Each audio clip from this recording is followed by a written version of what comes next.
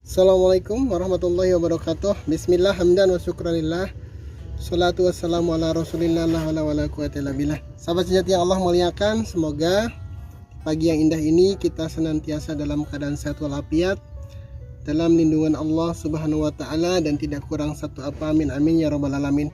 Pagi ini saya menemukan beberapa sarang burung yang terjatuh dari pohon, dan ini sudah tidak ada anakannya, mungkin sudah terbang atau mungkin sudah mati karena terjatuh sarangnya.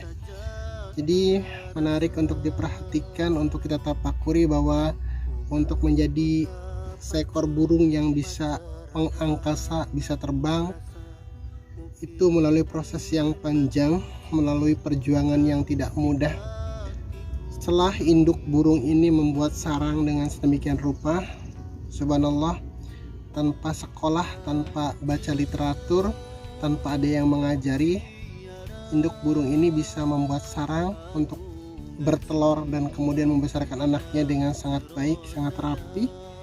Dan kemudian setelah sarang ini dibuat dalam waktu yang mungkin relatif lama, karena indukan burung harus bolak-balik mengambil jerami-jerami ini untuk dibuat sarang. Kemudian mereka bersarang di sarang ini sehingga tibalah waktunya, atau sebelum waktu tiba anak-anak burung ini terbang. Sarang ini tentu kepanasan, tentu kehujanan, tentu kena angin. Tapi dengan proses itulah kemudian perjuangan dimulai. Bagaimana indukan burung ini menempatkan sarangnya agar tetap aman, tidak kena angin dan tidak terjatuh ketika kehujanan. Bagaimana kemudian agar tidak dimangsa oleh hewan-hewan lain, dan banyak lagi hal-hal yang menjadikan proses dari telur sampai dengan burung ini lahir dan kemudian terbang itu sangat panjang. Dan ini mengajarkan kepada kita bahwa tidak semua telur yang ada di sarang-sarang ini bisa menetas. Mungkin awalnya banyak, ada beberapa telur yang ada di sini, tapi mungkin juga hanya beberapa yang kemudian bisa terbang. Dan seperti itulah kehidupan, bahwa ada proses seleksi alami, bahwa ada proses yang harus dijalani sebelum kemudian kita bisa terbang dalam tanda kutip, bisa menjalani kehidupan dengan baik. Anak-anak burung ini harus survive dengan berbagai kondisi yang ada, harus survive dari panas, harus survive dari kehujanan, harus survive dari angin yang mungkin menimpanya setiap hari. Kita pun dalam kehidupan ini ditata, ditempa, dan dididik dengan berbagai macam panasnya kehidupan, dengan berbagai hembusan angin kehidupan, dan berbagai air yang menyirami kita setiap harinya. Bukan hanya permasalahan-permasalahan yang kecil, tapi juga kadang kita harus atau dihadapkan pada kondisi di mana kita seolah tidak mampu untuk menghadapinya, untuk memecahkannya. Dan memang kita didesain bukan untuk mampu menyelesaikan masalah kita sendiri.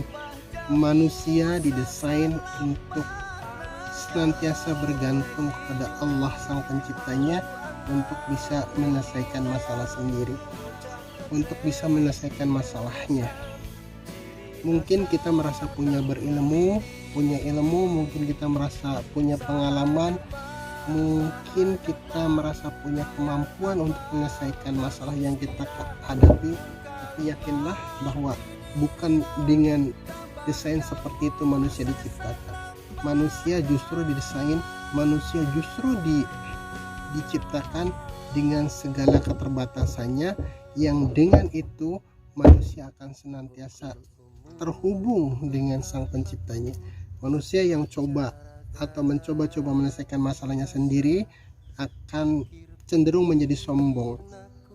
Dan kalaupun berhasil dalam tanda kutip, keberhasilannya adalah keberhasilan yang semu, karena keberhasilan yang tidak melibatkan Allah dalam pencapaiannya cenderung akan menjadikan manusia lupa diri, cenderung akan menjadikan manusia takabur, cenderung akan menjadikan manusia sombong, seolah-olah ilmunya, seolah-olah pengalamannya, seolah-olah kemampuannya, seolah-olah hartanya dan tenaganya yang bisa menyelesaikan masalah itu.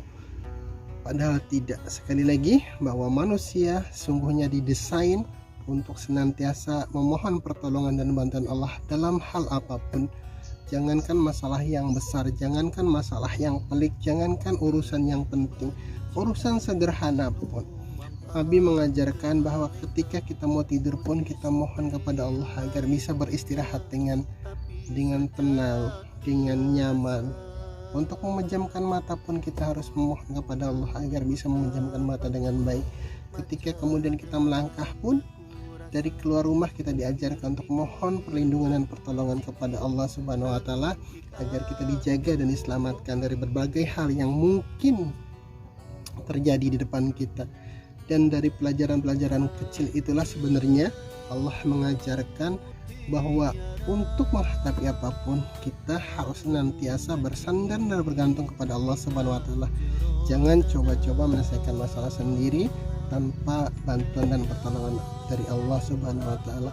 Itu jadi dari sarang burung yang sudah tidak ada isinya mengajarkan bahwa hidup ini perlu survive, perlu perjuangan, perlu